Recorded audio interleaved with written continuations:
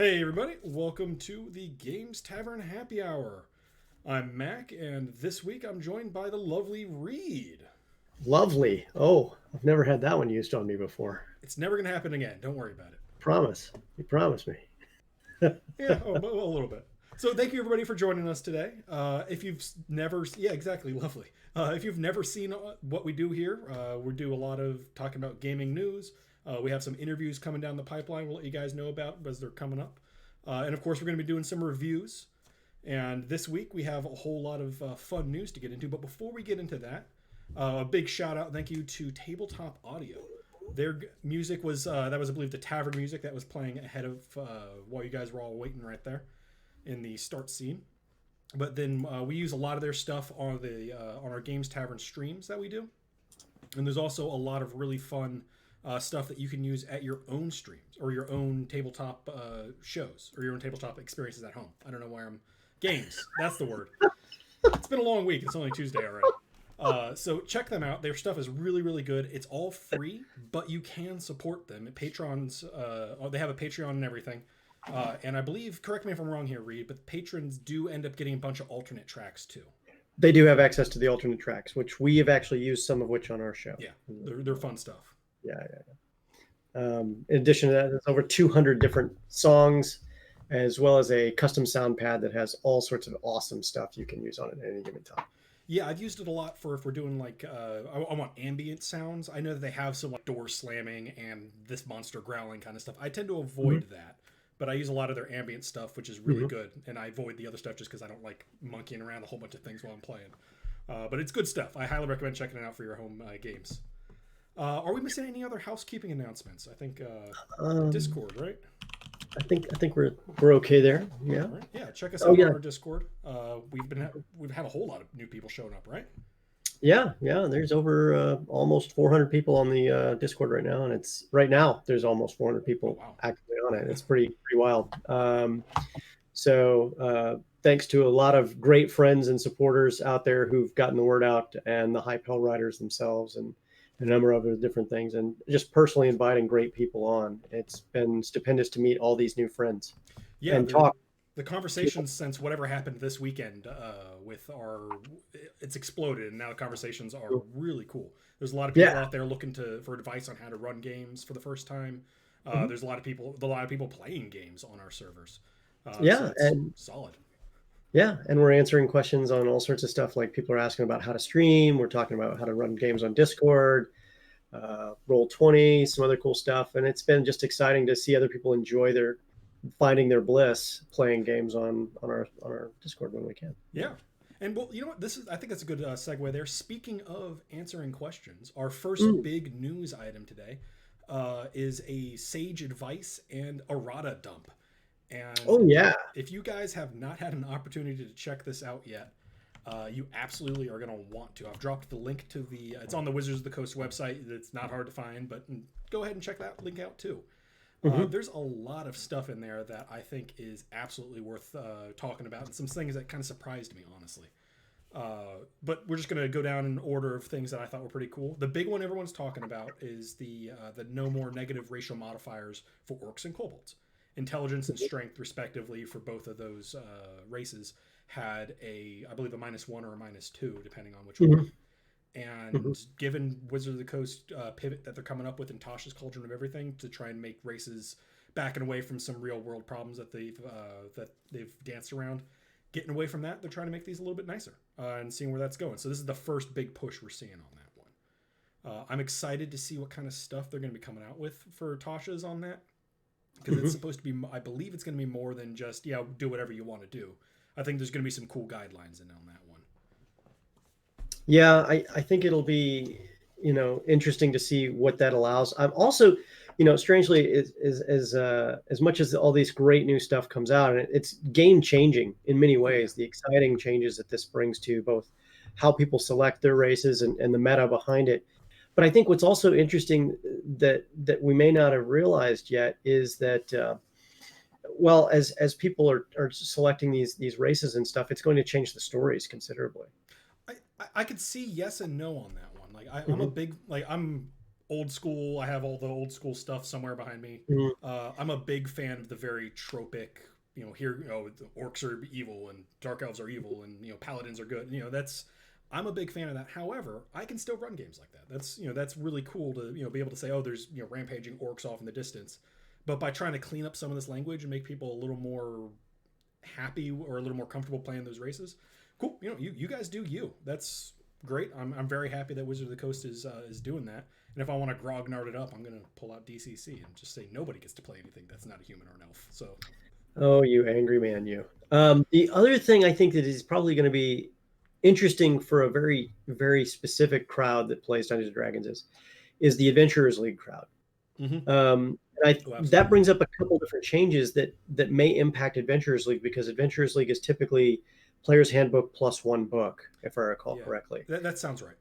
So if that's the case, you now have Tasha's, which is a game-changing rule book.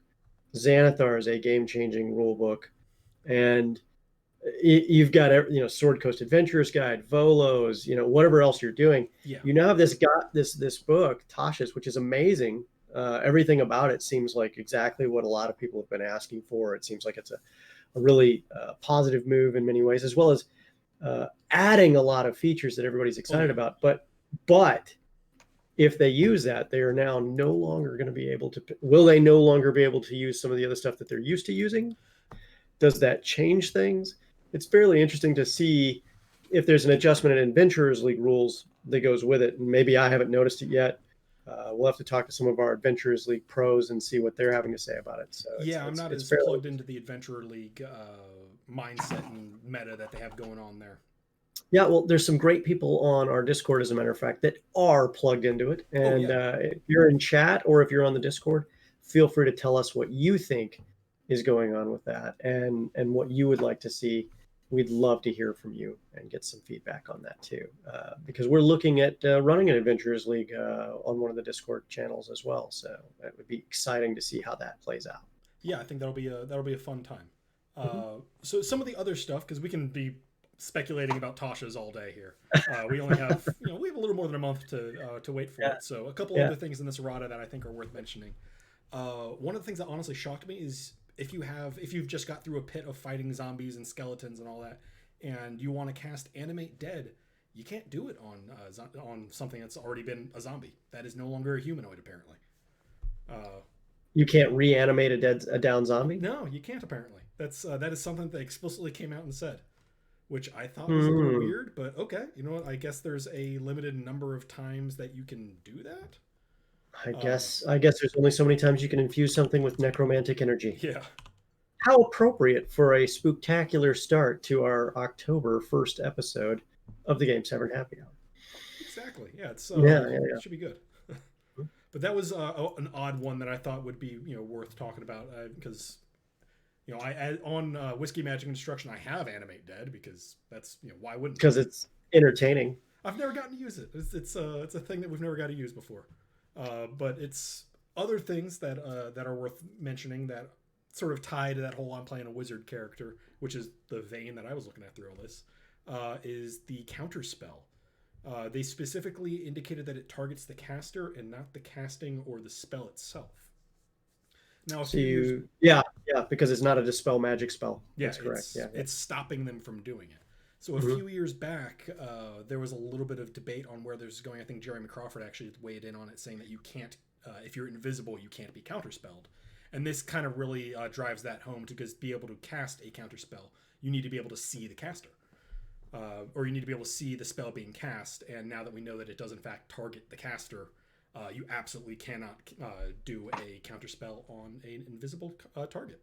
So improved invisibility is now a major part of what bad guys will have as well as good guys, I'm sure. Yeah, greater invisibility is going to be good for that. But they also clarified the timing on that one in the original post a few years ago, where they were saying that invisibility goes off after the spell has been cast. So you cast the spell, your invisibility breaks. It's not a before you start casting. So it's a weird timing thing that I've never been really good at. That's sort of a thing that Magic the Gathering players are a lot better at understanding, like mechanical timing and stuff.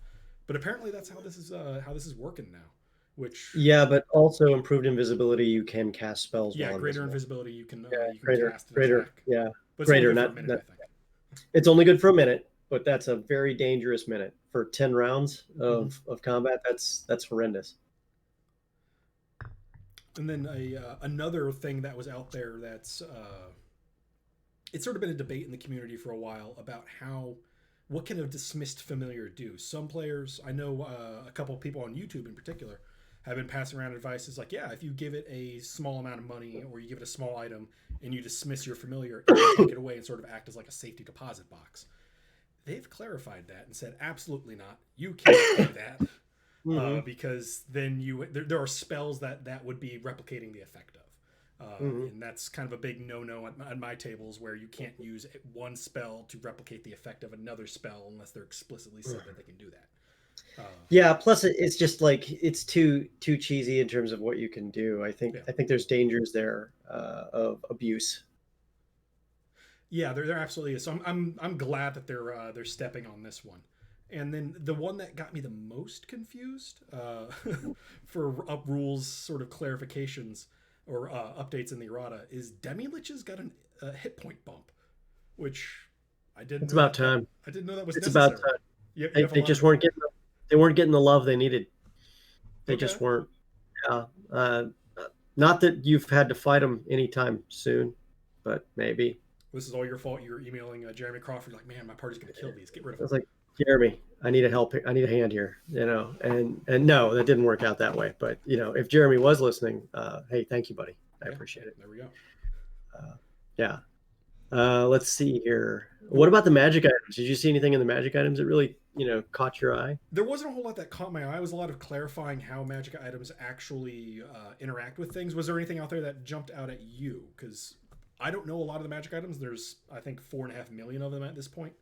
Uh, Um, well, the AC bonuses from a ring of protection and bracers of defense stack. There was a question on that. Yes, they do stack apparently, yeah, because they're and different names, I believe, is what that's.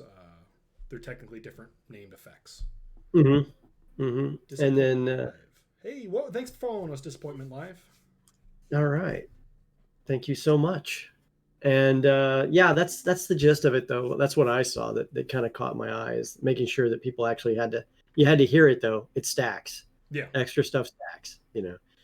But that's the big one yeah. for me. You already talked about the other ones that were the most exciting. So I try. yeah, Uh, yeah. Now, if you haven't read through these, everybody, I do recommend just giving them a quick once over, just because there is actually a good bit of humor plugged into these too. They're not just rules questions. Like there's this one question here: is can a Hydra use reactive heads to make multiple opportunity attacks against one creature at the same time when it provokes? That makes sense. But I understand why that would be questioned because Hydra basically treats each head roughly as its own creature. And the way that Wizard of the Coast came out and says like, yes, for that reason, we recommend taking the disengage action when you are going to move away from a Hydra. Yeah, okay. Thank you. Thanks for the solid advice there, Wizards of the Coast.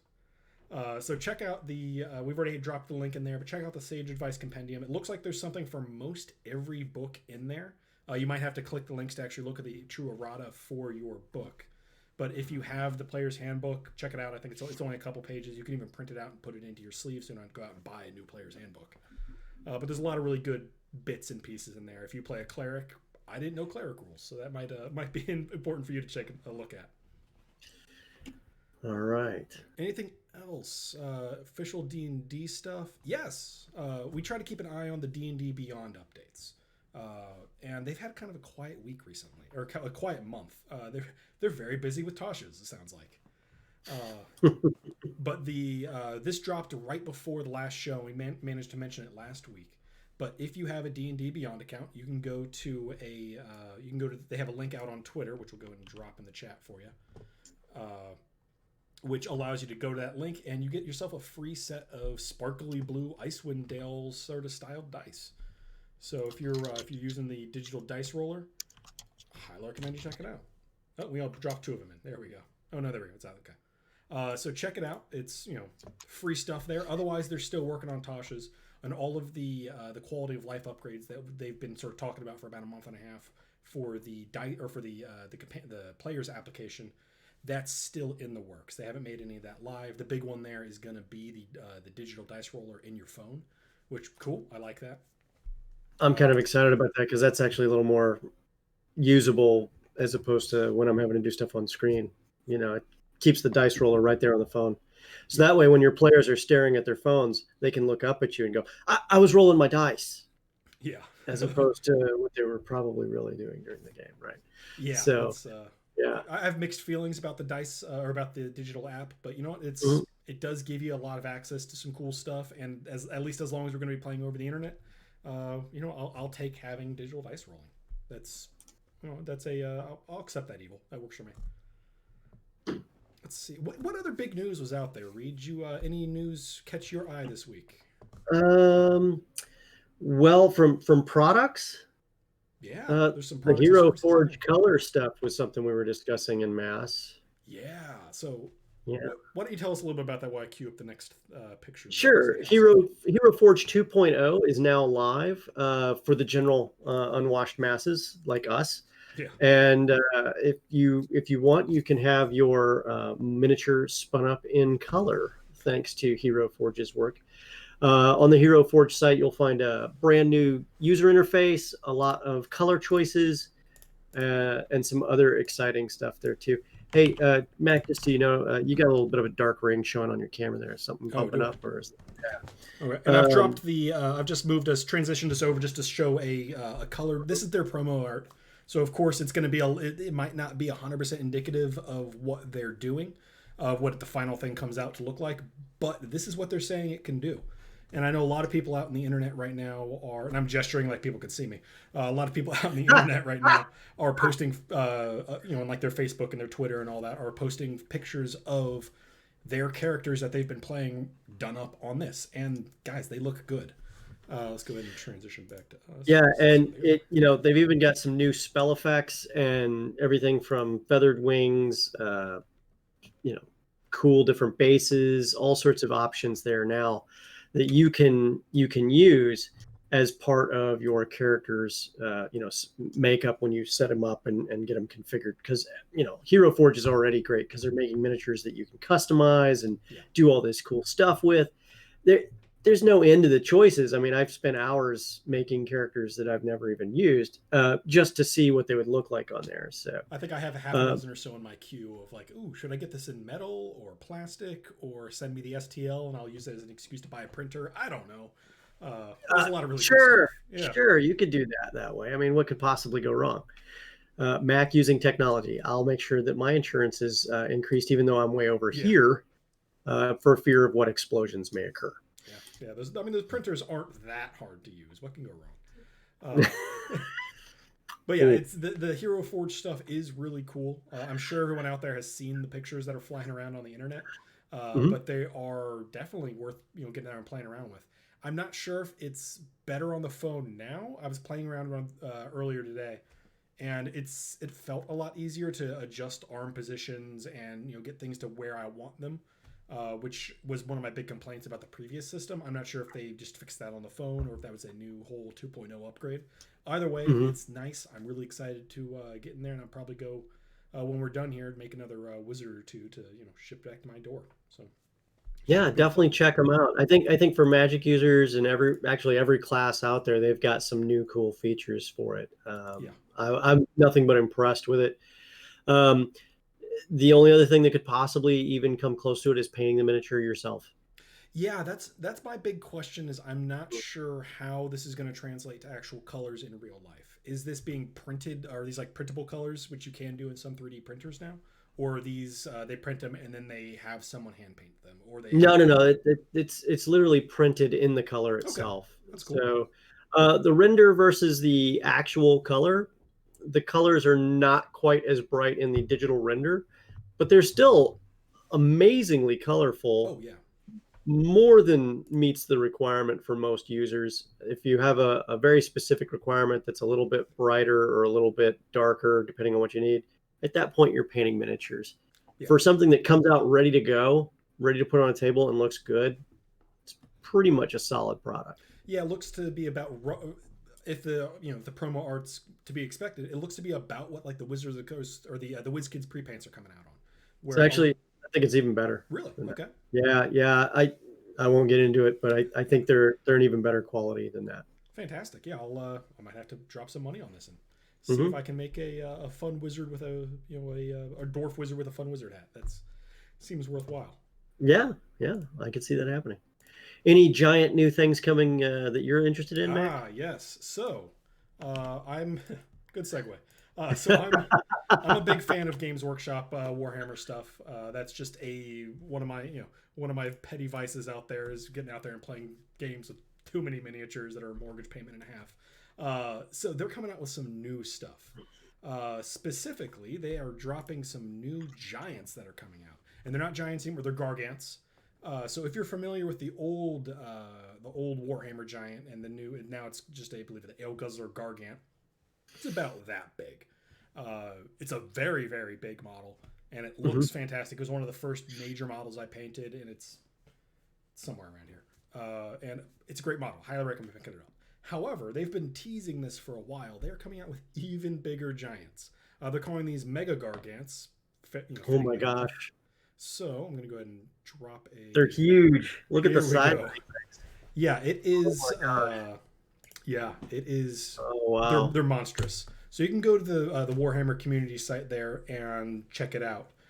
This one is the Kraken Eater Mega Gargant, but there's 3 or 4 other ones that the kit also makes, which I'm very happy about because recently some of the kits they've been coming out that are almost multi-part kits, but they end up being just you need to buy a different kit to make the obvious variant of this model.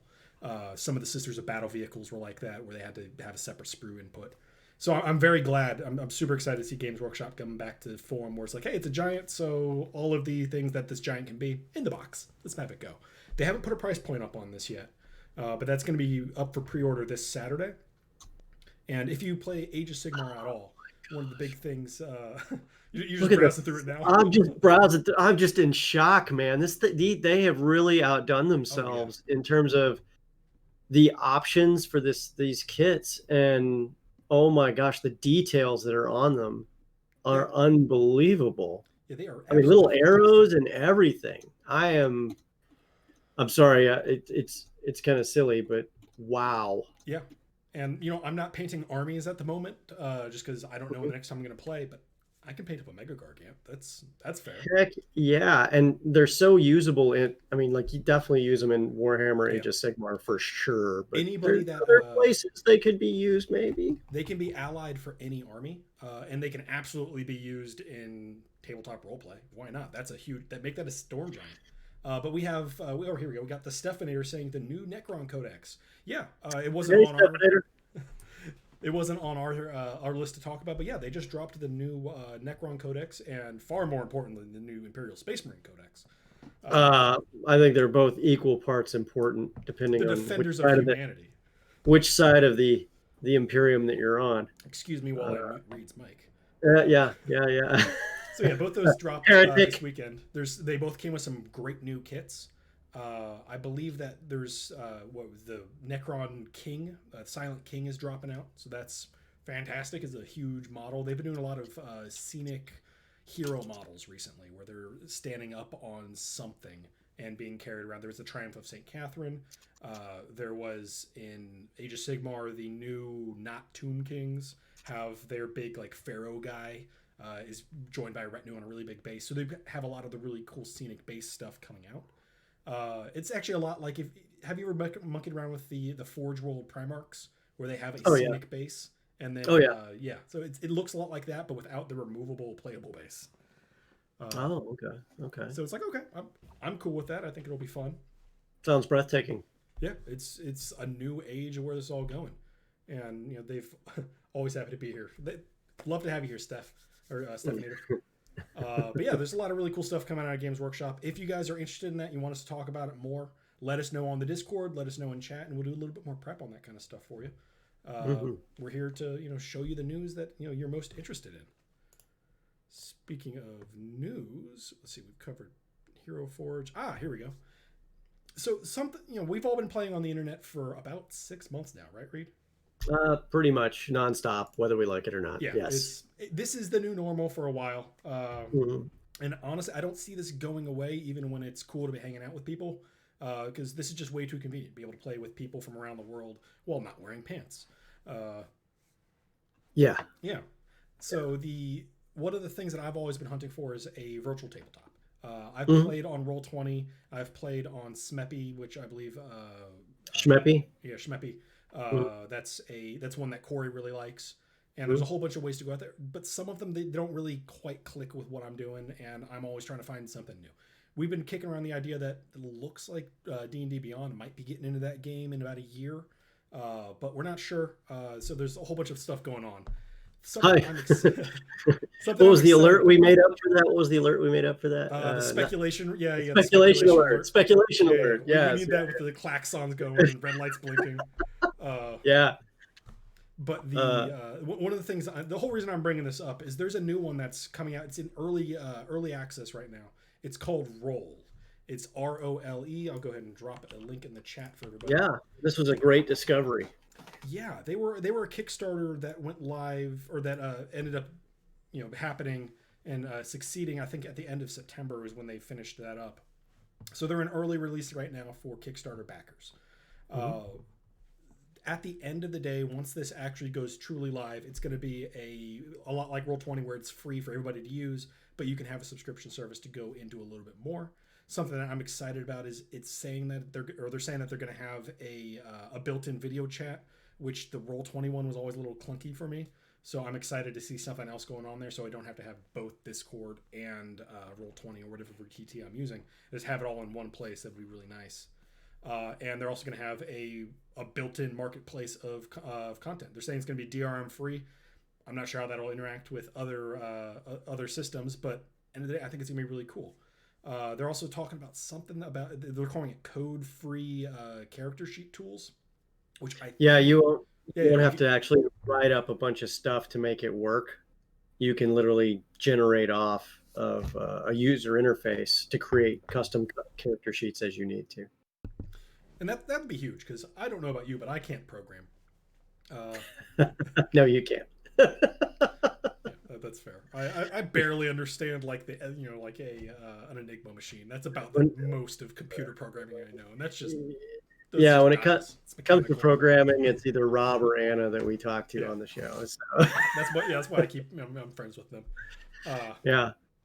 but this is going to be a really cool thing. I'm excited for this. We're going to be keeping a close eye on Roll as it comes. As information comes out, we're going to let you guys know, because more options out there is always better for the community, and being able to actually see some competitors to the big names out there. I think this is going to be really, really cool. Yeah, and we did reach out to Roll, and we've spoken with some of them, and we're in talks to find out more. Yeah, Once we do, we'll let you know. Excellent. Yeah. So keep watch. We're talking to them, So yeah, it should be really cool. So that's about it for the major news that I have. And because we got a request for more Kickstarter roundups, we're going to move into that in a second. Unless there's any other news that you guys want to talk about. I know that there's always a bunch of stuff out there. Unfortunately, this is all viewed through the lens of things Mac understands to talk about. So there's not any magic news. There's not any board game news, because I don't really know that stuff. If you have news that you want to report, you can email us at news@thegamestavern.com, and we'll be happy to add and include that news into our news and reviews at any point in time. There we go. Yeah. And you can also hit us up on the Discord. We have a happy hour section there too, or you can DM us. We're more than happy. There's plenty of ways to chat with us. Mm-hmm. Let's see. Oh, Dire Rabbit is saying that yay, spend some money time. So yeah, it is. So we're gonna save the most important one for last. So we're gonna go to number 2, then 3. So there, just because it's the one I'm so excited about. This is gonna be so good. But to tease that later, or we've teased that for the first one here. You're familiar with Stars Without Numbers, right? The sci-fi system, which allows for building of galaxies with pretty good ease. It's not as clunky as some of the other homebrew galaxy creators I have seen. I know the art, because creating galaxies got to be like simple, right? Yeah, I think just rubbing hydrogen together until you get yeah till something goes boom, right? So Okay. for the unindoctrinated out there, Stars Without Numbers is a great sci-fi tool to be able to build galaxies, build a sci-fi universe you can play in. Hmm. As a having run a couple sci-fi games in a Starfinder campaign I did a few years ago, one of the biggest problems was always having if the players decide to go to a planet that I hadn't prepared for, it's like saying, hey, I want to go to the town that you're not ready for, but on a planet-sized scale. Uh, so it's kind of hard with with Stars Without Numbers. Yeah, that yes, definitely.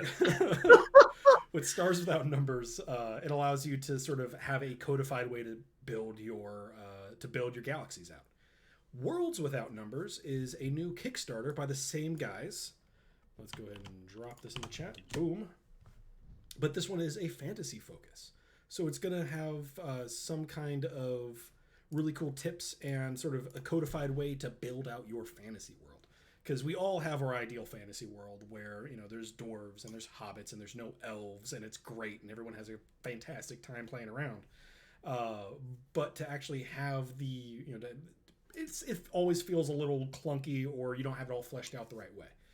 Worlds Without Numbers, what they're promising, and I just dropped the link there in the chat, they're promising an ability to basically build out the world in a sort of organic manner to be able to make it feel lived in, build in some of the lore that you don't really think about a whole lot, because the cultures of a world or the cultures that were here beforehand is a really big thing.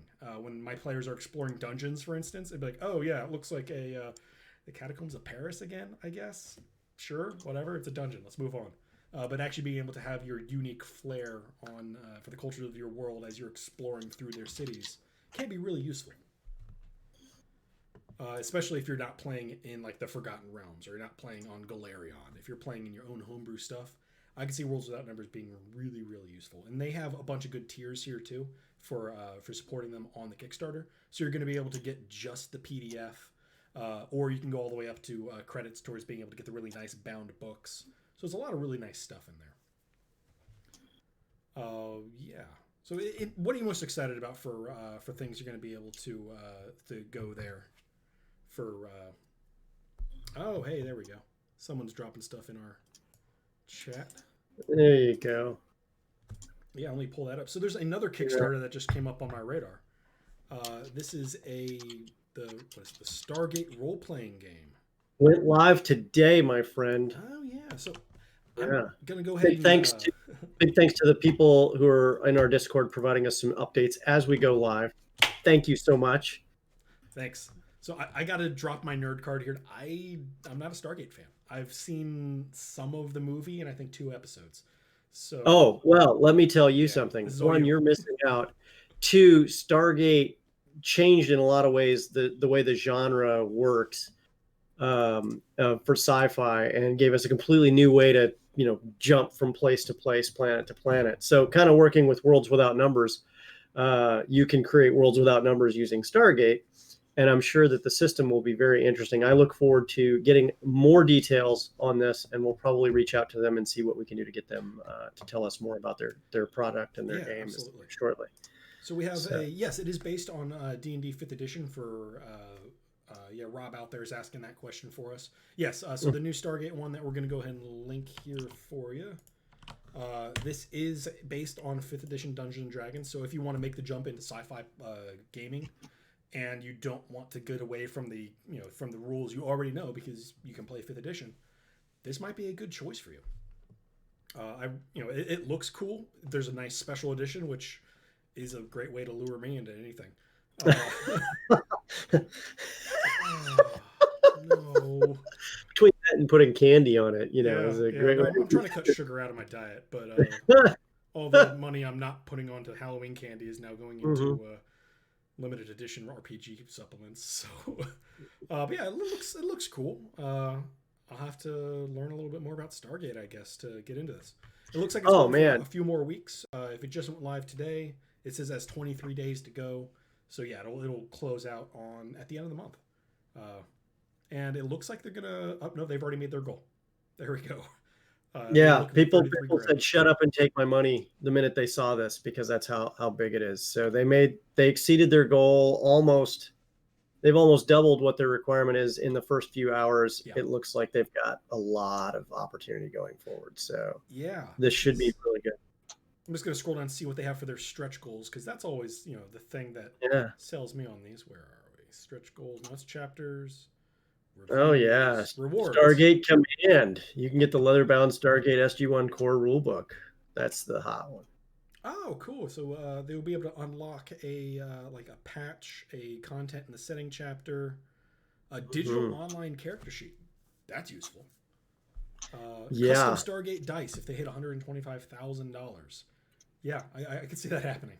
I could see them getting the actual stuff on this. Yeah, and they've already thought about customs. They're thinking ahead. Yeah, I like games that are playing off of systems I already know because I'm lazy, and being able to play similar rules in a new setting or a new genre is really cool. That's one of the big reasons why I like the gumshoe rules, where there's a few systems that actually play basically gumshoe, or Powered by the Apocalypse is another one of those, where it's such a solid core rule set that it allows you to play in a bunch of different disparate settings that have nothing to do with each other. And this looks like this is gonna 5e is kind of scratching that itch for Stargate now. So 2 thumbs up. Absolutely. Okay, let's see what's the other piece of news that we have down there. Oh yeah, so I enjoy Dungeon Crawl Classics. I know everybody enjoys Dungeon Crawl Classics because it is the it is the appropriate way to be playing in dungeons, crawling them classically.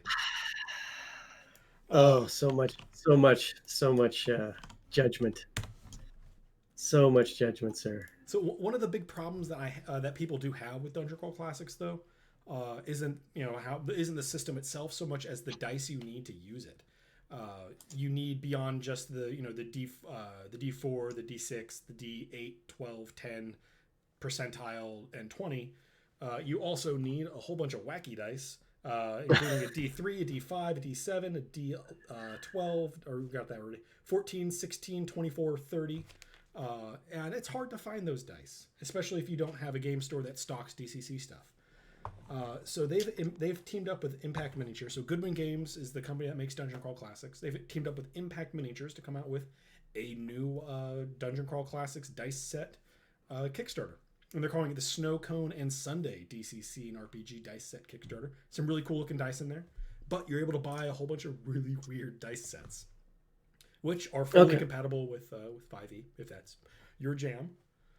There's some really nice stuff in there. I highly recommend checking it out just because I really, really like the colors that they have available. In fact, I do have a picture. I almost completely forgot about that. This is straight off their Kickstarter, and they're saying it's going to be here by Christmas. So you can buy yourself a gift, say it's from your loved one, and when it comes in the mail, you'll be like, hey, this is great. And they're like, I didn't remember buying you that. I live alone, so who knows? But here's some of the colors that they're saying you guys can check out. I'll just say it's for my cats, I guess. I don't know. So here are some of the colors you guys can check out for there. A bunch of really nice stuff in the actual dice available. There's some glow in the dark ones that didn't make the 9-way there, and the dice are good. I have some of the Impact Miniatures dice, so I believe these are going to be much the same quality, but they run about the $20 to $30 price range for an extended polyhedral set, which is it's fair for a good one. That's any cheaper than that, and I'd be a little suspicious of balance and stuff. And for a game where it's already so out of your hands, you need fair dice. You don't want to be hobbling yourself before it gets going. But if you guys are interested in any of that, when the Dungeon Master can do that for you in DCC. Yeah, I like seeing you guys get hobbled by your own problems. That makes things easier for me. There are more dice, just what I don't need but want. You should check it out, Rob. There's some really nice stuff out there. They have some rather interesting shaped dice in there too. Yeah. Have you seen these? Yeah, they have a whole bunch of them. You're talking about down like the football shaped one, and yeah, there's I don't even know what polyhedron I'm looking at for some of this stuff. It's pretty wild, man. Like they've got what looks like a D5. Yeah, they have just D7, a D3. For $50, you can get. They're calling it the Super Dice Set, which has, and let's see if I can do this in a breath. An Apple D3, a Roman D3, a D4, D5, D6, D7, D8, D9, D10, D percentile, D11, D12, D13, D14, D15, D16, D17, D18, D19, D20, D21, D22, D24, D26, D28, D30, and a D36. What? So Is yeah. this? There's some like advanced super levels of Dungeon Crawl Classics that I've never seen that require this kind of dice rolling. I mean, Yeah, I've also seen like spherical D100s. I've seen a whole bunch of but really you're weird almost stuff. the D100 is. I just don't let them happen at tables because they literally roll. Yeah, they're balls that have like a They dimpled don't interior. stop. Yeah, it just don't stop. But Yeah, wow. there's a lot of fun stuff out there, and Impact Miniatures, I fully trust their ability to make these dice fair. So I might be in on that set just because, you know, what else am I going to do with $50 other than buy stupid dice sets? So There's definitely some entertainment value waiting to happen with these. yeah, they're way too cool. Absolutely. Or next time my DM that I'm playing in is like, hey, here's a percentile chance. I need you to roll a D17 and tell me which number on this chart table. It's like, haha, I finally got one. So you don't have to, I have 17 things. I'm going to re-roll 18, 19, 20. If you buy those dice, I'm going to invent stuff in our game that you'll have to roll dice for. Well, they'll be here by Christmas. All right, and finally, and this is the piece of news that I was, or the piece of Kickstarter news that I was most excited about. It's Dungeon Fighter. It's coming back. Have you ever played Dungeon Fighter, Reed? I have not. It does sound exciting, though. Yeah, so a quick rundown for the game. It is a cooperative game. It's not competitive. Much like a standard dungeon crawl with DCC or Dungeons and Dragons or Pathfinder, where it's the team or the game or the game versus all of the players. However, there's a couple interesting mechanics here. The first one is, yes, your dice roll does matter. When you roll your die, what it has coming up on the top is important. It's less important, though, than where the die lands. In old Dungeon Fighter, you had a bullseye that was about 1.5 feet in diameter, and it was raised up off the table about 1 inch. And you had that just on the table. And you had to bounce off your dice off the table and land it on certain parts of the bullseye to do damage to the monster you guys are fighting. Oh, so there's a physical component to it too. Yeah, as well. There's a little bit of a dexterity thing going on there. And I can tell you, I spent far too many hours in the back of my old local game store when it's like, well, we don't really want to play a 4-hour game of Warhammer this week, so Dungeon Fighter, anybody? And yeah, it is stupid fun. And as you progress through the dungeon, you're going to end up getting new, more powerful monsters, or you'll end up getting hobbled. Be like, oh, you have to, to fight this monster, you have to be hopping on 1 foot, looking away from the table, and drop it over your shoulder. Yeah, there's the I see the glam knee pad with knee throw option. Yep. The gate throw upgrade with wind ramp. Oh, this is going to be entertaining, my friend. Yeah, this is the kind of game that I think would be fantastic at what is it, Crossroads Tabletop Tavern in Manassas, where we all met. Or even on our big game table, just setting this sucker up for studio entertainment. Oh yeah, this is it writes itself. It's too much fun. Oh, yeah. If you have all you need is a couple feet around or on one side of your dining room table to be able to play this. So people in New York, you can also play it in your tiny apartments. So check it out. It is such a good time. So what the Kickstarter is actually doing for you, because I realize we're not talking about that right now, is it has there's been 3 expansions and a starter box that have been released for Dungeon Fighter over the years, and this is pushing them out again. It's sort of reprints, modifying some of the rules, cleaning it up a little. And you can mix and match the dungeons too, it looks like, too. Yeah, it's all going to be... You can play it by itself, or you can make one mega dungeon and make it go. It is honestly one of the most fun times I've had with my old RPG group, just because it's like, well, what are you going to do tonight? I don't really want to go through the whole role play thing. We're just going to throw dice at the table until the table breaks, or we're defeated by the swarm of 1,000 frogs. Both are our options. If you like Munchkin, the tongue-in-cheek styles of that, Dungeon Fighter. I see it already. It's in the artwork. Yeah, it's in the artwork itself. You can see it. If you check a look at the link in chat, you'll see all sorts of great stuff there as well. It's really it's such a fantastic time to check it out, and I can't recommend the game enough. I think in the chat when we were talking about it a while ago, I said it's stupid fun. It's a stupid good time. It is also it's a stupid game that sometimes you want that. You don't want to have to be thinking a whole lot of math on your weeknights. Yeah. Oh man. Let's see. We have apparently we've offended Rob with our apartments are just small. Yeah, our apartments are just small. That is true. You know what? That makes it a target-rich environment, Rob. All right. So out there in chat, is there any Kickstarters that you think that we need to go back over? You really want to hear us talk about World Without Numbers again, or the dice set, or even Dungeon Fighter, or what was the last one? Stargate. Yeah.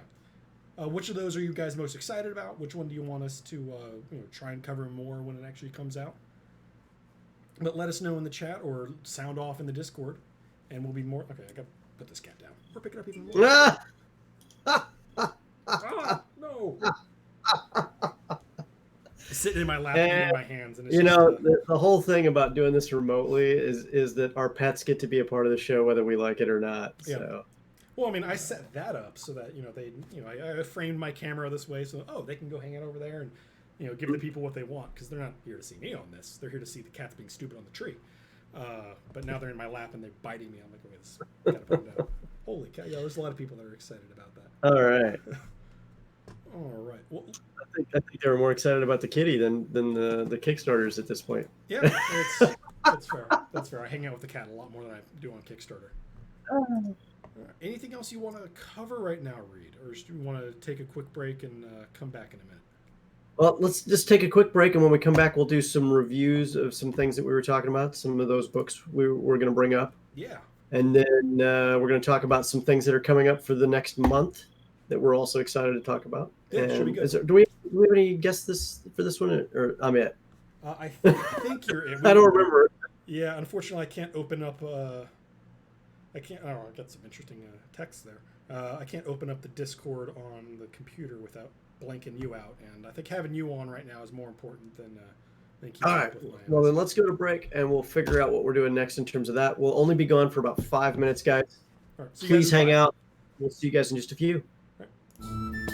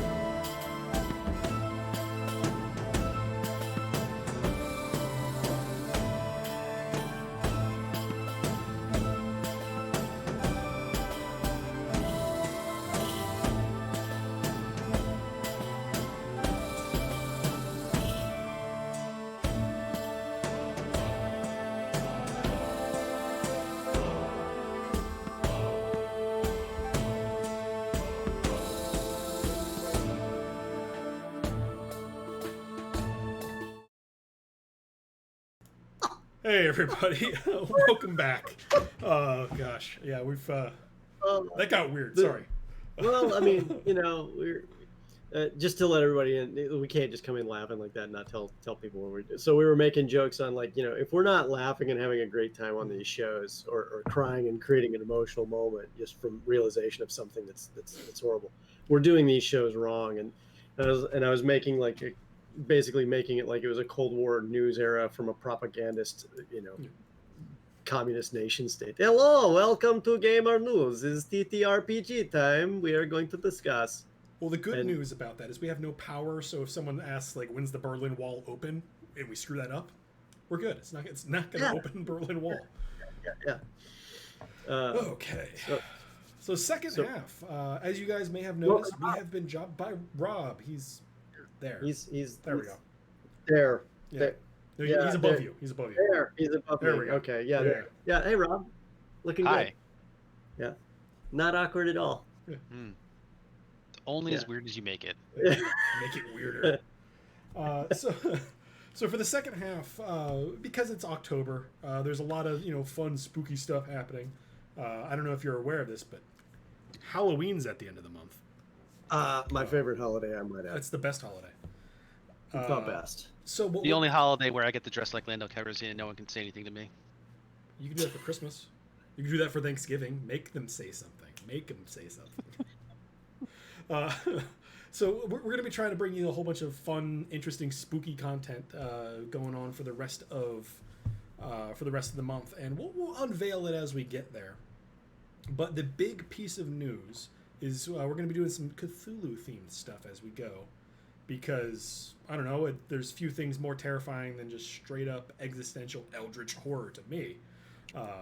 Anybody can jump out in a wolf suit and say boo, but the sudden realization that we're but a speck on a speck of dust, and the great cosmic powers don't care about you. I'll cry myself to sleep. That's fine. But anyway, we're going to be running some Call of Cthulhu throughout the month, and actually streaming that on Saturdays. It'll be about as much fun as I just indicated, if you're into that kind of thing. But because we want to show off some fun things, if you have played Call of Cthulhu in the chat, let us know. We want to hear your opinions on this, of course. Gentlemen, have either of you played Call of Cthulhu? Read. No, I'm not an expert on it. I've read through the basic rules. I'm very impressed with the system. I've seen a couple other different things. I think Acquisitions Incorporated did a great stream or two using the same Call of Cthulhu system that was very entertaining to watch. I kind of look forward to seeing what the Games Tavern crew is up to, and I think there's more to it than that we'll discuss here in a little bit. Yeah, we have some guests coming on that one. Rob, Okay. have you ever played? Yes, but I'm old, and therefore it was, I think, 2nd edition. Good lord. Yeah, they're on 7th edition now, so. Yeah. So a long time ago, many dice systems passed. I have played the new Delta Green, the modern one, which, for those who are unfamiliar, Delta Green is like, hey, what if we're in the world of Call of Cthulhu, but instead of being random people in society, we are military operators who fight evil. Yeah, I can get behind that too for all the wrong reasons. I could see that being a really cool. That's a lore that I really like. The Delta Green lore is really cool. And one of the things I love about Call of Cthulhu itself is the lore is so it's very bottled. You can have just a hey, here's a thing about Cthulhu. All right, anyway, that's it. That's all you get. It's Cthulhu. We did a thing with it. We're done. Or you can tie into the very large and labyrinthian and not at all impenetrable Cthulhu mythos of eldritch horror, and have all of that going on there. I have a H.P. Lovecraft book behind me right there. Yeah, it's a fun one. Yes, I have that exact same book. It's super fancy. It's a great book. It's got everything in it. Yeah, I'll be the outlier here. I'm not a huge Lovecraft fan. I appreciate what he's done for the horror genre and for modern storytelling in that fantasy realm, but I've never found his work particularly interesting. Yeah, it's I like it because of sort of where it stands, but there have absolutely been authors who did it better without being absolute like garbage fires of a human being. So that's Yeah, but you have to understand, like, garbage fire of a human being, true. Won't disagree in terms of what his personal takes were on things, but he was groundbreaking in terms of the genre and how it was portrayed. I appreciate what he did. I'm not a huge fan of who he was. And I don't think he has an estate, so hey, it's all public domain now anyway. So there's mountains and mountains of Cthulhu lore out there. Mountains of madness, one might say.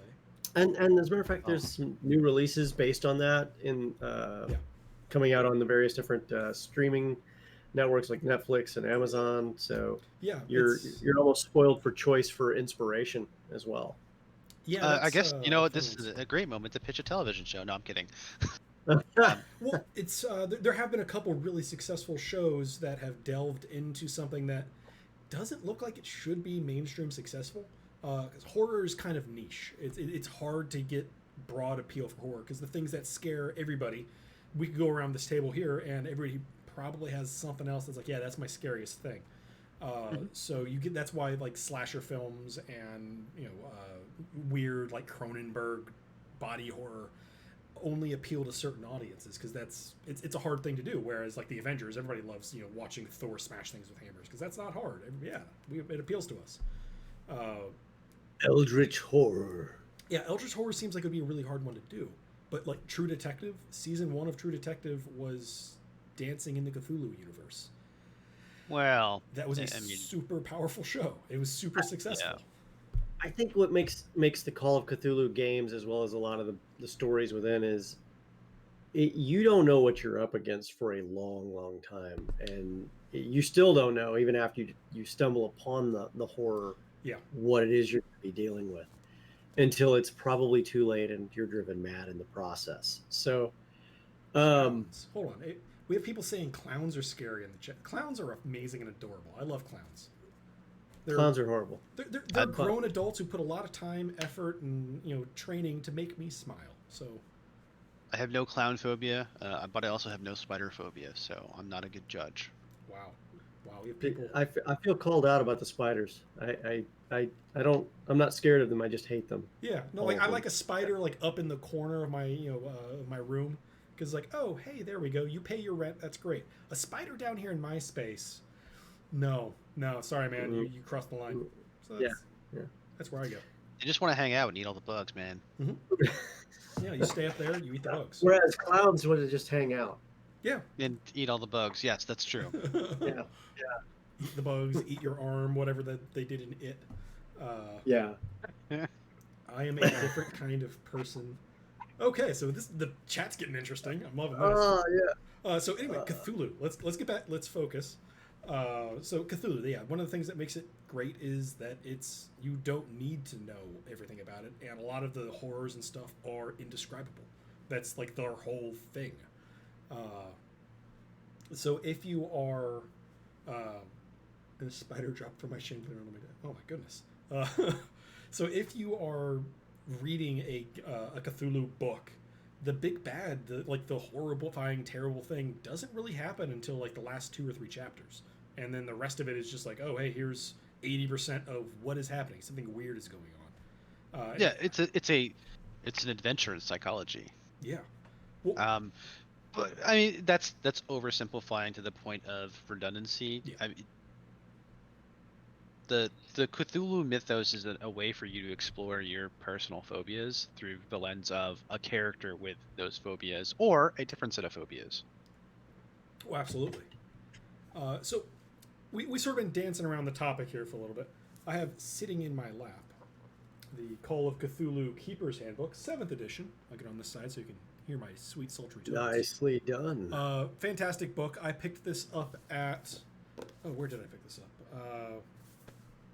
A game store that I went to the first time, and I'm absolutely blanking on the name. I'll remember it and get back to you. Here? Yeah, I picked it up here, and it's the one that Corey goes to. Eagle and Empire. Eagle and Empire, yeah, out in Alexandria, I believe? Arlington, Alexandria. Yeah. Great group. I'm gonna just give them the shout out. Check it out. They got a lot of stuff that's not Magic cards. It's war game and RPG focused. So I always like. I respect any store that names himself after the Roman Legion. Yeah, but more importantly, they had some cool stuff for Call of Cthulhu. If you haven't dabbled with the Call of Cthulhu rule set, it is a very, very good one to do exactly that, to dabble or dip into, because it is mechanically super simple. Very. It's basically a percentile roll, and you have to roll under your skill to succeed. That's it. That's all the rules you need to know. The keeper, which is the dungeon master in this universe, the keeper of arcane lore needs to, the keeper needs to know a bit more about how to impact you. But it's a very, very storytelling heavy book. It's a very storytelling heavy system. Like, of this book has some 400 pages, 450ish or so. About 390 of those are, so here's the world you have foolishly stumbled into, and just explaining various parts of Lovecraft's universe. It's not a dice heavy system, basically. No, not at all. Yeah. And it relies a lot on the communications between all the players and the lore keeper themselves as well. So hugely different type of style of play versus, say, hack and slash games or dice heavy mechanics games. So very, very interesting how that comes out. Like I said, I haven't touched 7th edition, but I have played the latest Delta Green, and for a game that is nominally combat focused, it is actually fairly mechanics light. Yeah, and that is a big thing here. Call of Cthulhu 7th edition is not a combat focused system, which I like. Too many of our games are like, all right, well, 90% of the rules are how to stab a bad guy. It's like, yeah, once you strip that out, I imagine Dungeons & Dragons would be a 3-page fold out if you got rid of all of the combat mechanics. Well, no, because there's still spells. Sorry. Well, get rid of combat spells also. Utilitarian spells. There's still utility spells. Prestidigitation, man. It would be about 100 pages, but yes, it would be much less. It wouldn't be the tomes that are lining my shelf. So having a system that's not focused on that, is instead focused on atmosphere and storytelling, is really cool. I really like that, and I highly recommend people check it out to play with that. So yeah, let's Reed. You had something when we were talking about Cthulhu earlier that you wanted to tee up before we go into. Oh well, if you love Call of Cthulhu and the humor behind it, and having all those inside Call of Cthulhu jokes, look no further. Do you like cooking food? Obviously, I like do you eating like it more. But... Do you like sacrifice? Of anything? Oh yeah. Do you really need your immortal soul? Well, if you like all of those things as options, you're going to love the Necronom Nom Nom, the new cookbook based on H.P. Lovecraft's own stuff. And let me tell you, this guide is fantastic. Let me, first of all, drop the link in there of where you can pick this glorious book up from. The Necronom Nom Nom has wonderful choices, everything from cocktails, appetizers, you name it, you have it. Here, let's go through some of this. It's first of all, I'd like to mention Mike Slater wrote this beautiful tome, and some of the imagery in here, just spectacular. It is a page upon page of rich. Is that a dead cornucopia, Reed? You know what? It's a dead something, and I know I'm not touching it.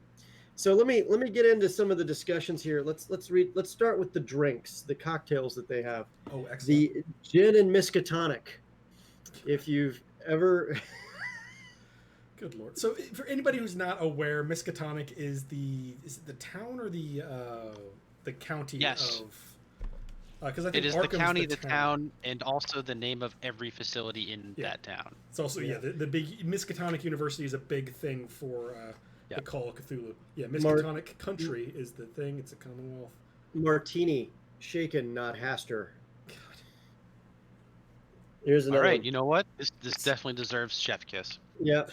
Sacrificial lamb as an appetizer. Okay. Let's get into the salads. Soups and salads. New England Dam Chowder. Investigator Gumbo. Dining Trapezohedron. I don't even know how to pronounce this.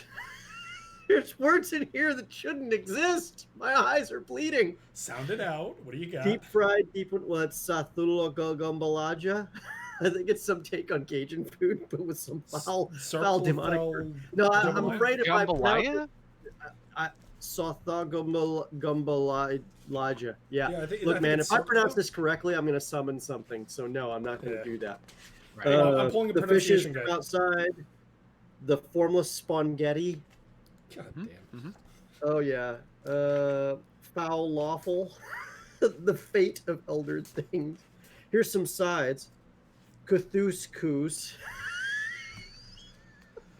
You're having far too much fun with that, Reed. That's The side dish not to be named. Here's breakfast. Vegemite Cthulhu. The Great Old Buns. The Oats of Dagon. Oats of Dagon. I'm loving it.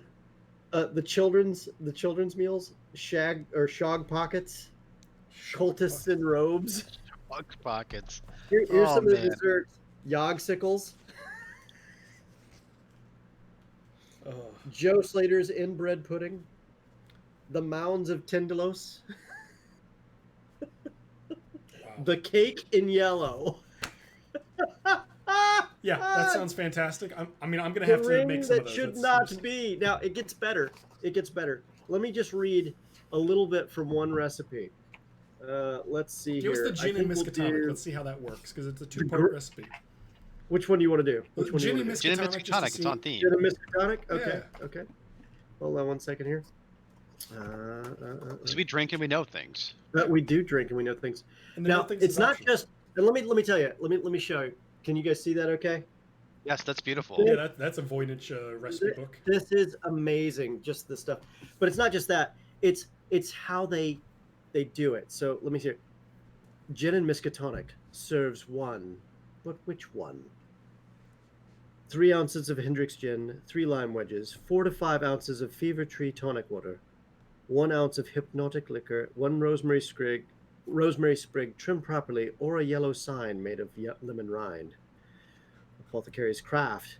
Having selected a highball glass able to accommodate the dose, fill with ice and add the measure of Dr. Hendrick's fortifier.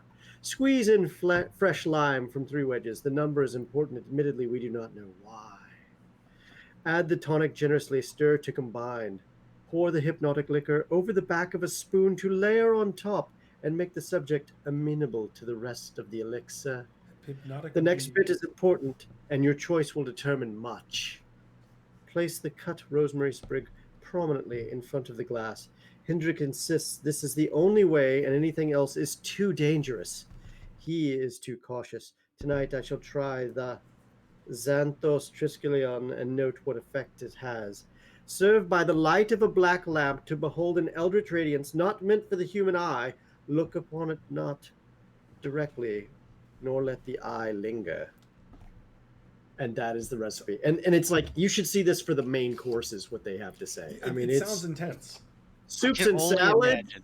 Yeah. Soups and salads just make me feel like I'm losing half of my soul. Deep fried deep one. It's like calamari, like Yeah. 1 large egg of the fowl of the wood, as Saduki doth favor.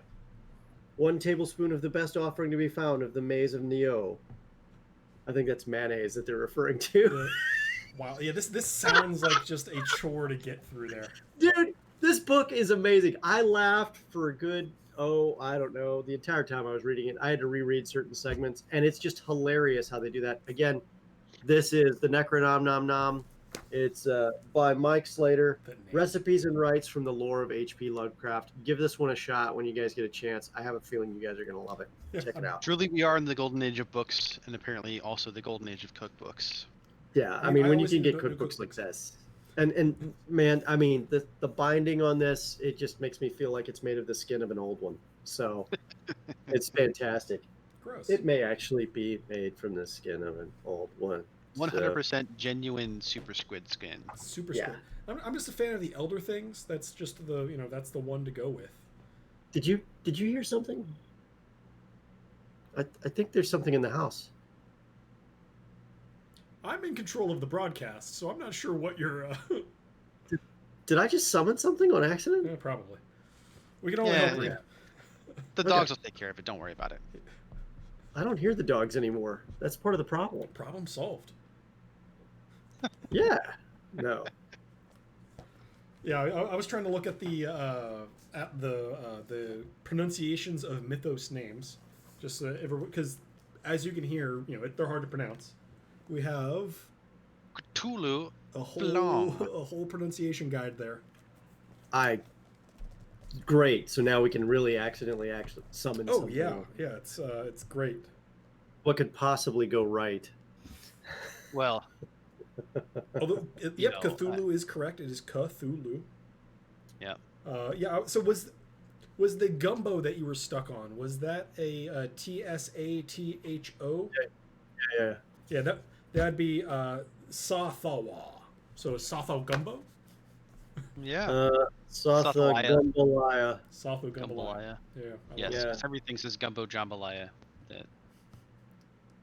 I guess he is the eater of all things. Yeah. That sounds right. Formless spaghetti. I'm just leaving it at that. This is fantastic. I'm loving it. Yeah. So out there in the chat, I know we got some engagement there. If you guys love Cthulhu, let us know what your favorite, Great Old One or Elder God or just Shackled Beast, whatever horrible unknowable thing is your favorite of the mythos. Let us know in the chat wherever it is for you. Don't pick favorites, please. Just don't. I mean, I have my favorite, and unfortunately, I can't go into it because for the 3-shot that we're going to be running, I'm running it as the Keeper of Arcane Lore, and I don't want to spoil what is coming down the pipeline. You heard it here first. What dates are those that short shot going to be for those 3 shots? Well, let me look at my calendar, which is actually a cell phone. Now's probably a good time while you're checking your calendar, because it's the 10th, the 17th, and the 24th, just in case. Oh, I can see that. Yes. Yeah. We're now introducing a regular segment on our Saturdays, semi-regular. Yeah. Where we're going to run what we now call short shots, which are 1 shots to 3 shots to 5 shots, depending on what's being done. And we're going to have various different crossover streamers from various different other streams coming in to join our cast and crew on a series of different episodes for different role-playing games all the time. And this month's is this month we have Cole Nim from Friends Who Roll Dice. Oh yeah. Yeah, so she should be fun, and we have Dwight. I'm trying to figure out where Dwight is from because I can't remember which program Dwight is on, unfortunately. Well, man, you're in deep tapioca. Yeah, I know. I'm terrible at this. Dwight actually runs his own show. There we go. For Call of Cthulhu. Did you find him yet? No, I didn't. But I'm going to let you check this out. You've got it. Well, I want to make sure I quote it correctly, so give me just 2 seconds. Yeah. You guys want to fill in some space while I'm doing that check real quick? Sure. I'll grab my clown makeup. No, so we've run a couple short shots in the past, 1-shots that got out of hand or things that were bottles. For this one, we are doing with Cole, Dwight, Corey from the Vulcan Weave, Michelle from the Vulcan Weave, and Anna from Whiskey Magic and Destruction. We're all going to be doing some fun investigator stuff. We did the session 0 last night just to get everybody on the same page because when playing with Eldritch Horror, it is in horror games in general. It's a pretty good idea to start figuring out the left and right hard limits of everybody before we accidentally stumble into somebody's like, oh, I wasn't aware that this would actually kind of ruin you there, Rob. No one wants that on the internet. So we're trying to actually make sure that we have, last night was really making sure that we're going to know what people's comfort zones are, and I don't cross over those lines. Listen, giant mutant spiders, good to go. Let's do it. Yeah. So that's the idea. And I was hanging out with the whole crew. Dwight was super helpful in helping to point out some of the things because, like you said, he runs Call of Cthulhu stuff on stream himself. So there's a lot of really good. He's going to be really useful to just help guide me and make sure that I'm keeping things on track here. Yeah. But yeah. I'm super excited about that, but Reed, I mean, you're underselling. We have plans all the way out to February now. We do, but I don't want to reveal what those other short shots are yet. We kind of need to, save that for those time periods. But all sorts of different TTRPGs, not just the ones that are mainstream, are going to be on display. And of course, if you like them, we'll bring some back more often. And of course, we have just some great new friends from all the other different streams out there because we've been networking like crazy. And we're just kind of really excited about what we're bringing to the table and the ability to showcase some people in maybe some RPGs they're not normally shown in, and some ways for them to break out of their normal characters that you may have seen them in. Come talk to us on Yeah. Discord. Oh, yeah. Seriously, because we've been asked to run a variety of things now. I think we have, what, And I will three in the not mention works? any of them because I also don't want to spoil anything. Because I'm very excited about this upcoming schedule. It's great. Although we did decide to take December off because we are only human. I mean, Yeah. yeah, I'm not going anywhere for December, but I'm just gonna sit here with a Hey, man. Santa hat on and be sad.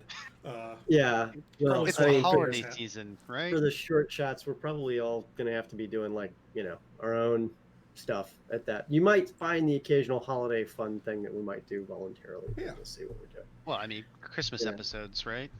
Well, I'm beating Krampus down in the basement over there. So he won't be, creating. Hey, look, man. First of all, the dogs are absolutely quiet, which scares the hell out of me. And it was only after I started saying these weird words out of this book. Second, there's no more sounds of insects either outside. So I don't know what's going on. That's scaring the daylights out of me. Well, Thanks a hopefully lot, you'll be guys. around for the rest If of the just week. saying the names of old gods gets rid of cicadas, I mean, that's job security if you ever want to get into that business, right? Yeah. I can go make some cultist robes. I have the templates. It's, I don't know how to respond to that. with your robe size, honestly, that's probably the best thing. We were joking a while ago where it's like, oh yeah, 2020 has been a great year.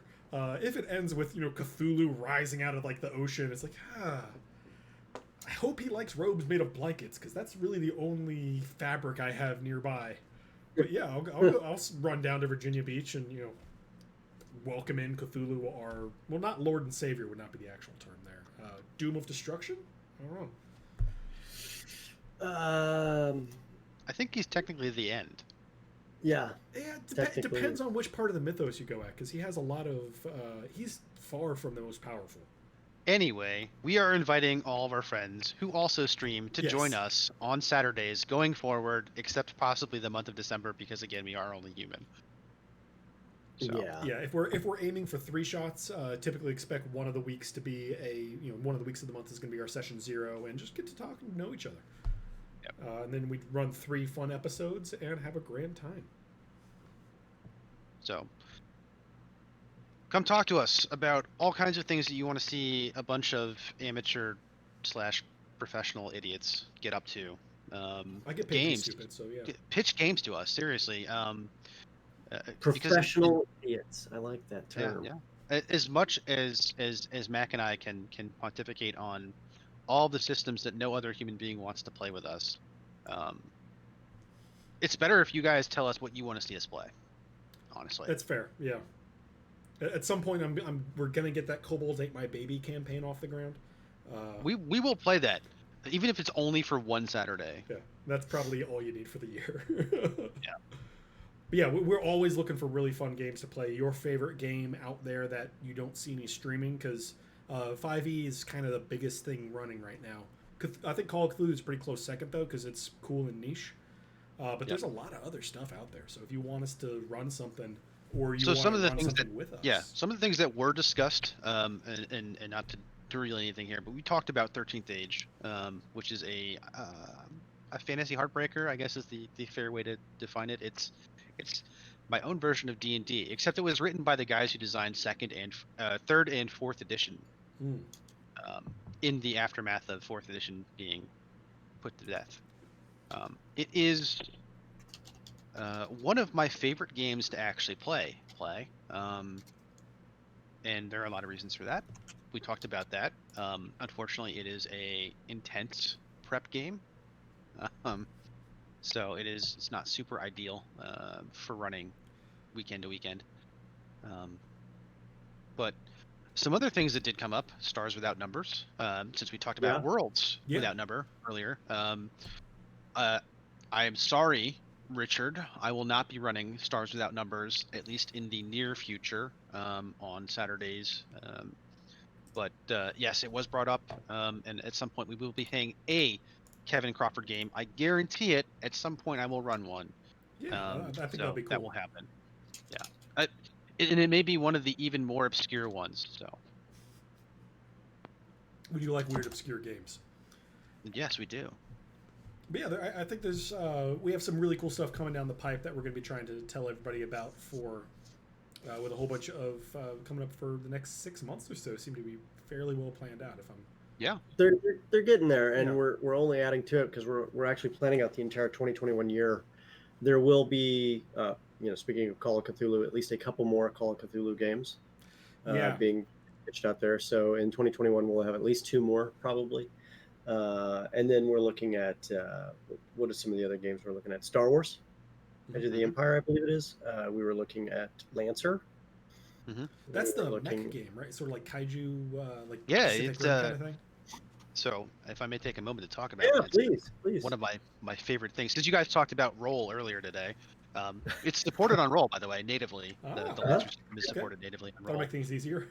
Yes, a lot easier. As I've told Mac when he asked about it, I said, yes, Lancer's great if you have 6 hours a week to prep as the GM, which is about what it takes to really, because you need to do your maps and you need to do your battle plans, because you are essentially playing BattleTech against your group.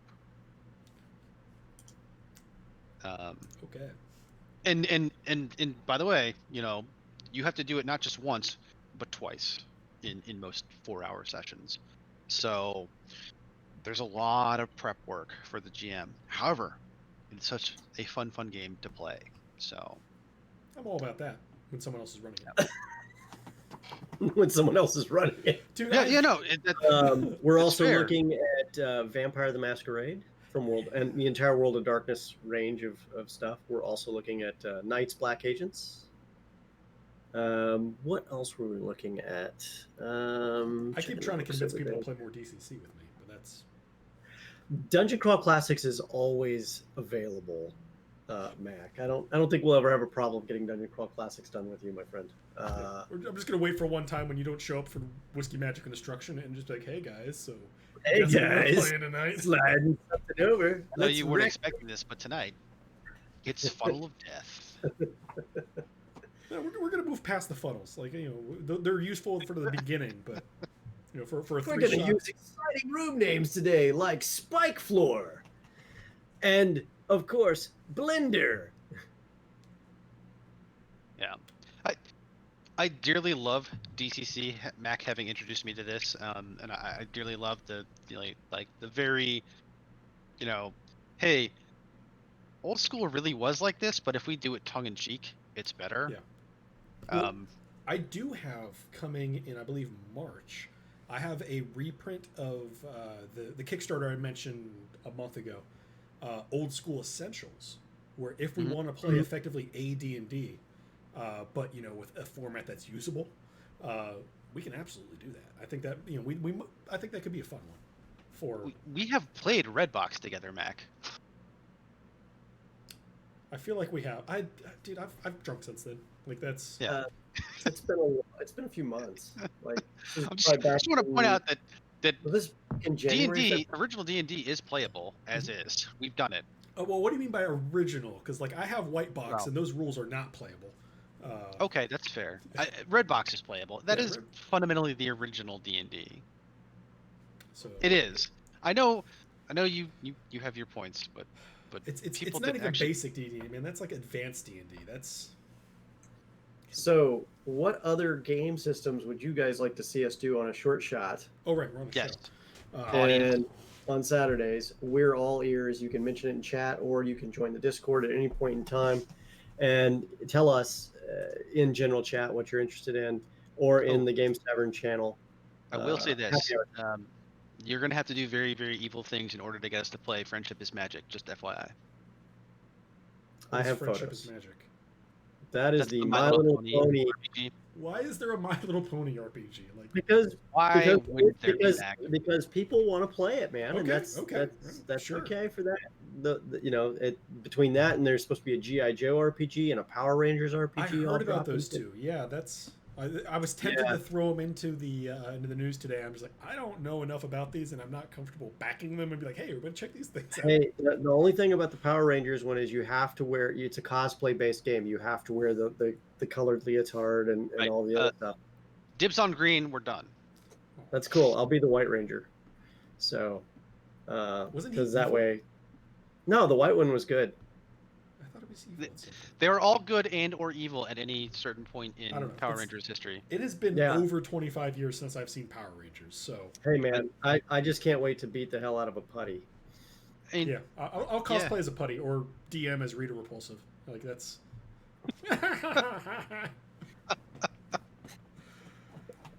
I'm just picturing Mac with a wig and the staff. I have several of I both. hate all of you. It's Why did you do this to me? Come back. I have, This is all your fault. You failed me for the last time. I could just see them. Mac doing it. Oh, I'm gonna raise the power level. yeah, I could totally do that. Although I'd Yeah, have I to could see DM that. from back there so the hat makes it in the scene. But Yeah, I think I just like lost something right here doing that. So hopefully I You- recover. more over respect. You didn't So- need that vocal cord. Don't worry about it. time. Oh man, this will be good. That'll be good. Well, when we get some more information on those, we'll talk about those. Oh too. yeah. Yeah. There Please may be a- join us in Discord. Throw things at us game wise. And please don't be afraid. As I am now afraid that we're gonna end up having to play Friendship is Magic. I'm sorry, Mac. I'm We will accept almost any challenge. I'm sick that week. Yes. Yes. Yeah, Good plan. I don't think the it's gonna day work that, for you. we have you on as a guest interview, and It- you don't realize what's really happening. It will. Alright. It will be. It will be It's me my running show, it, wait. and you and Prim playing. Oh, Prim playing My Oh Little my gosh, Pony. this got weird. Oh my gosh, Friendship is Magic. It would be dude, spectacularly bad. I want to watch that so bad. I do. Oh, okay. I want to see Joe in that too. I want to see Corey in that. I think that would be an amazing show with Corey, Quentin. So the game is actually called Tales of Equestria, spelled the way that you think it would be. Mhm. So, and Tom. yes, I regret nothing. I regret this, and it hasn't happened yet. But yes, please bring us your games. Yeah. The games that you would like to see somebody else play for whatever reason, and we will accept 94% of those challenges. Crystal, stop it! Like, please stop. Looking at the chat here. No, stop it. What do we got? Oh, it's just she's like, yep, happening, done. Challenge accepted. Here you go. She Tom. Crystal is planning for her perfect My Little Pony group. Man. Well, heck, Crystal. Hey, Crystal, do you want to run it? Do you want to be the DM for it? I want to see what she says on this one. I'll bet she will. That is, No, she she just wants- wants to see us do it. she just wants to see us do it. The whole idea of making me run Uh, Tales of Equestria, I think, is what fascinates her the most. So just throwing this out there, this isn't a very like spooky Halloween topic here. Like I'm scared. No, of no, it, no, but- we're not. Well, yes, it Yeah. is. It is very spooky. It is very Halloween. There are ponies involved. Oh my gosh. Okay. Speaking of spooky, yeah. So Call of Cthulhu, we've got 3 shows going in for that: the 10th, the 17th, and the 24th. 3 p.m. Eastern Standard Time. Matt, Yeah, I that's believe? we're gonna be kicking off at 3 p.m. Mm-hmm. And then that'll be an exciting thing with both Dwight and Cole from other streams on there, as well as some of our other people. But what else is going on with that is you'll be seeing some more exciting content on this show for the next 3 weeks. So expect more horror-based stuff, reviews, discussions, Oh yeah. and more. I don't want to reveal too much on the spooky stuff. We can throw a little bit out there because we have teased it already. With at the end of the month, the 20th, assuming shipping works, I'll have my copy of Curse of Strahd revamped. So we're actually going to do an in-depth one on that one, which I'm Great. super excited about. that would be phenomenal. And hopefully Heroes Feast shows up on time the next time, so we can get ready to go into Thanksgiving with that one. And we may have mentioned some of the other stuff that will be discussed later on this month. Yeah, yeah. So. All the interviews and all that, we're still have moving timelines on those, so we don't want to give too much away.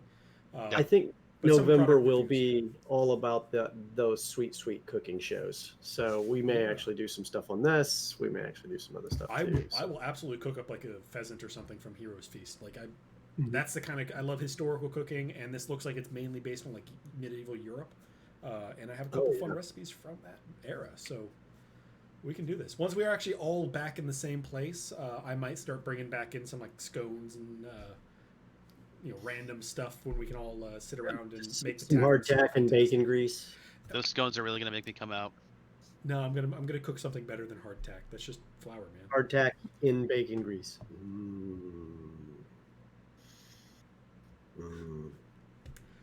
So Reed's apparently very easy to please culinarily, guys. Yeah, I absolutely am, because there's nothing like eating like flour concrete and bacon grease. And bacon grease, yeah. It's really about the bacon grease. In fairness, Reed is only talking about MREs. Yeah. Yeah, no, that's exactly. Yeah, Ship's Biscuits are. Again, we're in a really weird vein here, guys. We need to get we need to get back into this. So yeah, no, let's talk about it. We have a schedule.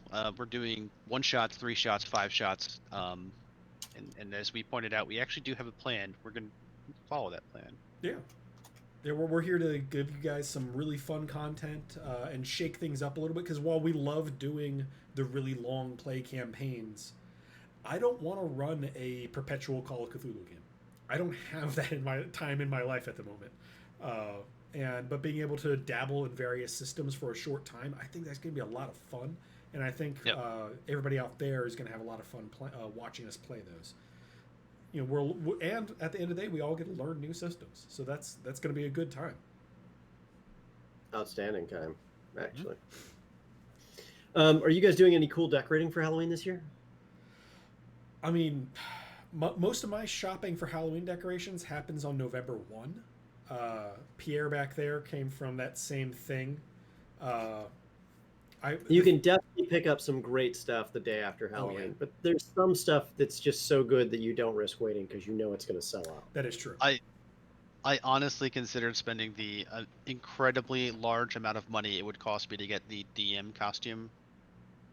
Well, I think it's only like $75 for ship. Yes, it's $75 for a fake bald wig and a robe. It's a lot of money. That is, yeah. I could probably make that, honestly, because the robe's not that hard, and I can shave my head. Whoa! There are some. I just did a quick search on, basically, unnamed Dungeon Master costume. Good luck, Reed. Your search history is now polluted. It's okay. I didn't find anything that I should be embarrassed about, but there are some pretty baller, like amazing robes out there that you can pick up that are not cheesy.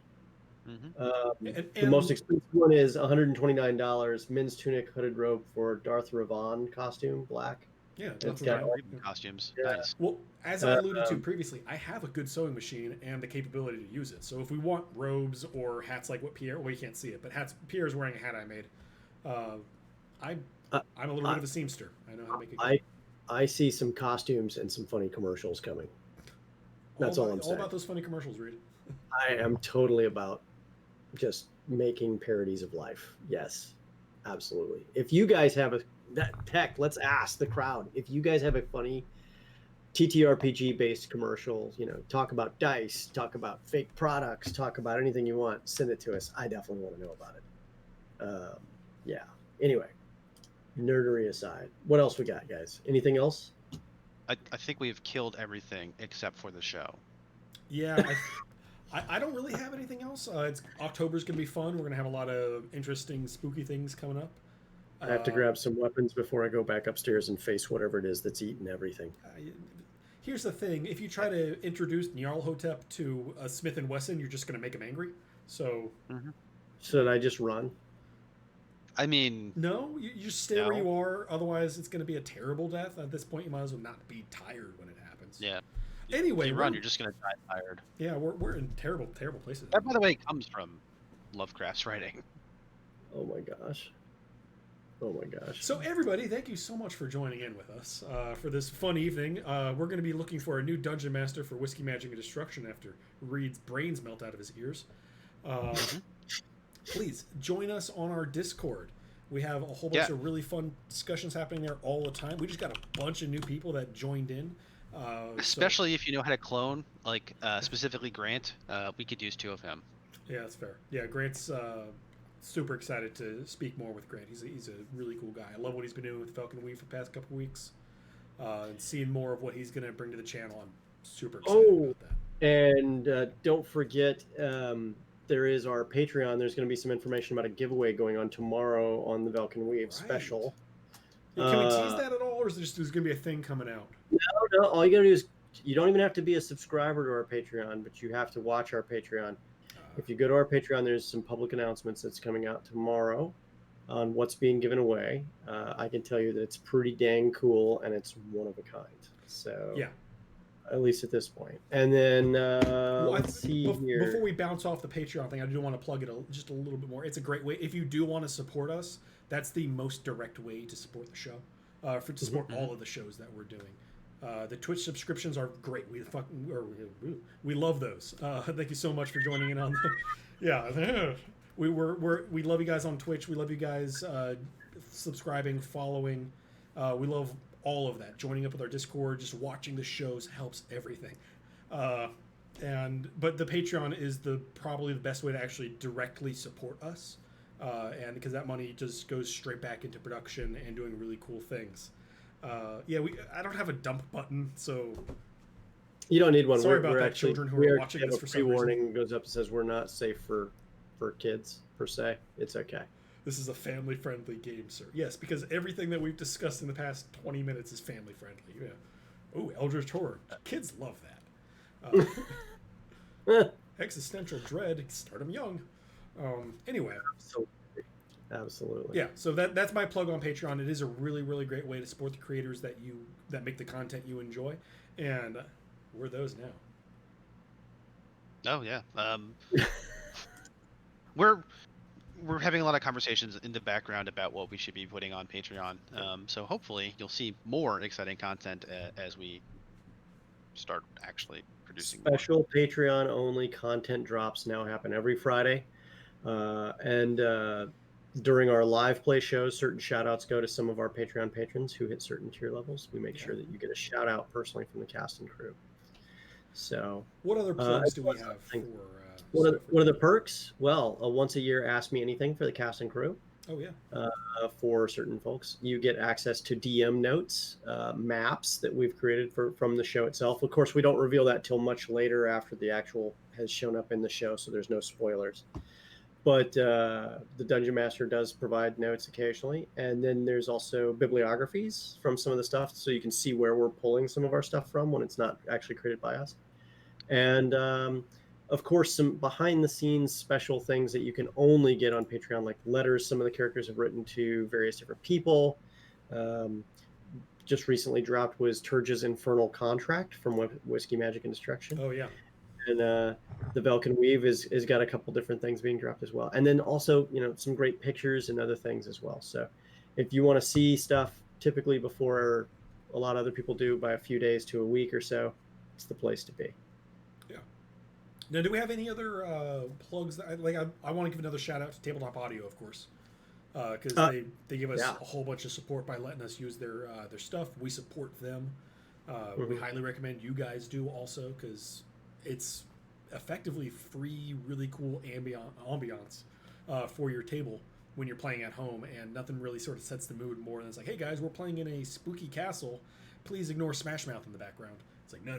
We're playing a spooky castle, and you can hear the bats in the rafters, and you can hear I don't know. I personally find All-Star to be very scary. It's back on the Eldritch side of things. But Rob has his house set up that when it detects someone in the house, it activates all green lights in the house, turns the stereo up to 20, and then you hear, "Get out to my house!" And then All Star starts to play at top volume. It's great. He doesn't host very many dinner parties anymore. But yeah, so check out Tabletop Audio. join up with their Patreon. Also, they're a great group or a great guy, and provide some fantastic content. Anything else? Are we missing anything? I don't think we're missing No, man, we've got it down. You did great. anything. The only other thing I'd mention is that you forgot was YouTube. YouTube? What is YouTube? Yeah, YouTube. Yeah, we have a YouTube channel. All of our episodes are loaded up onto YouTube, typically within 48 hours of being live on Twitch. Oh, YouTube's a website. Okay, yeah, I got it. What? Where have you been, under a rock? Oh, Oh, wait, never mind. Yes. Okay, so YouTube is, we now have the Games Tavern YouTube. It's now linked in chat, and you can also check out any of our old videos and content. So you can catch up to what's happened in the live plays, go back and check things. Also see any of the Saturday short shots, and a variety of other content that we've got there as well. So definitely something to check out. Okay. Yeah, I'll have to learn how to do this internet thing. Sounds like a good time, though. Rob, you got anything you want to plug, or I think that. Otherwise, I we're mean, good. you guys plugged everything that I wanted to plug. Just basically, oh my God, Stargate. I'm glad you're going to enjoy that. I'll have to go watch some SG1 now to figure out what that's actually happening there. Yes, start with season 2. I get that a lot. I hear that a lot. Anyway, yeah. Anyway, thank you so much for tuning in. Check out our various ways to follow us on social media. We have all of us have Twitters. All the shows have Twitter accounts now. But more importantly, check out our Discord. You can find it all there. We love hearing from you all. We love seeing the conversations that are happening amongst the community. And we would love to hear what it is you want us to be playing on these limited campaigns now. So thank you so much for joining in. I've been Mac. We have those guys over there. I'm Reed. I'm also Reed. Yeah, okay, that Do you- works. So I'm do Mac, you- and I'm joined by Reed and his 2 clones. Do you guys want to say where you guys can be found on social media? I Oh, am sure. able to be found at. Start with Rob, because Mac is trying to figure out where he is. Yeah. Oh, there he is. So, He's name tag. handily enough, below our names, mine is mistakenly labeled Rob. You can find our Twitter accounts. Oh yeah, there we go. We are active, although Mac is apparently the new king of Twitter. Congratulations, Dave Bilzerian is dead, so it's you. Wait, how did something happen that I missed again? No, don't worry about it. Yes, Mac is the most interesting Twitter feed out of all of us. But feel free to follow any of us. We will tweet back and forth to each other and to you. Yeah, that's we try to do that. Yeah, my handle is CMac20XD6. That's 20x6 for all you Stinko Man fans out there. And Mine is go ahead. Rafe safe? Very, very pertinent question at all times. It is, isn't it? And I'm Warrior Streak on Twitter and Warrior_Streak at Instagram. And we also have at the Games Tavern is our Twitter account, and that has links to all of our sub Twitters, all of our shows, all of our programs. So we have been this outro has been dragging for like 10 minutes, so we're just gonna go ahead and cut it here. Thank you everybody so much for tuning in, and we will see you all tomorrow night for 7 p.m. The Velkin Weave is gonna be on the same channel doing some really fun stuff. See what Grant has in store for the crew. All right. Grant has a lot in store for the group. I will tell you that. I'm excited. All right, everybody, have a great night. Thanks for tuning in. Take care. Bye. And we're clear. Nope.